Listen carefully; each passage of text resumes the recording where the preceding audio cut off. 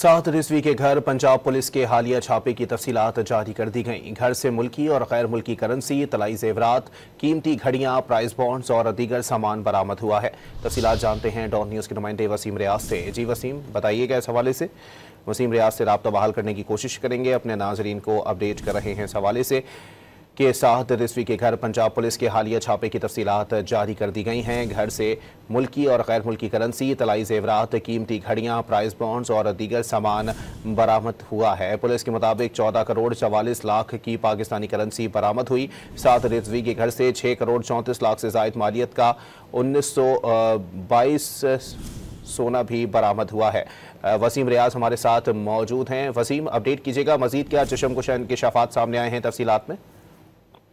Punjab police ने के सरबराह फारूक के घर छापे की जो बरामदगी के हवाले से तफसीलात जारी की हैं।